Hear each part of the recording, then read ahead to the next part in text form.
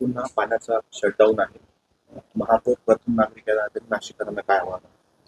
नक्कीच नाशिककरांच्या पुढच्या येणाऱ्या उन्हाळ्यासाठी जे पाण्याचं प्रोव्हिजन करायचं आहे त्यासाठी हा शटडाऊन गेले 2 महिन्यापासून प्लॅन करत होतो आणि MSEBशी देखील कोऑर्डिनेट करावं लागतं. त्याचं नोटिफिकेशन देखील जारी करण्यात आलं आहे.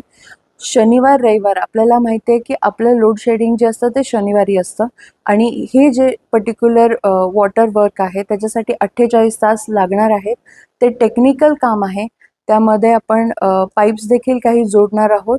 मेन जी जलवाहिनी आहे ती आणि त्यासाठी खरं तर आपण हा शटडाऊन घेतोय कारण जेव्हा पाईप जोडण्याचं काम आहे त्यामध्ये काही वॉटर लॉसेस किंवा टाकी जी आहे ती आपल्याला भरता येणार नाही आणि म्हणून खरं तर हा आपण शटडाऊन घेतोय 2 दिवसाचा.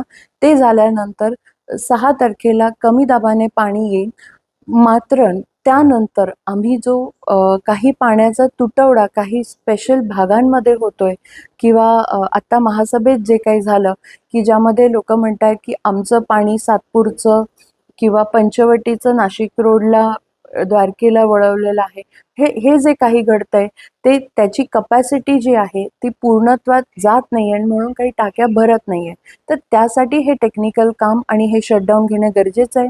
सर्व नाशिककरांना मी ह्या निमित्ताने आवाहन करते की आपण आज आपल्या काही ज्या घरगुती आवश्यक गोष्टी आहेत त्यासाठी आपण पाणीचा पुरवठा हा मुबलक साठा करून ठेवावा. त्याचबरोबर आपल्या लोकप्रतिनिधींशी संपर्क साधून आपण टँकरची व्यवस्था देखील मोठ्या बिल्डिंग्ज असतील किंवा इतर गोष्टींसाठी लागणार आहेत तर ते करून घ्यावे, तो पुरवठा घ्यावा आणि उद्या आणि परवा हे शटडाऊन असणार आहे. त्यामुळे सगळ्यांनी ह्याबाबत काळजी घ्यावी आणि सगळ्यांनी सतर्क राहावं.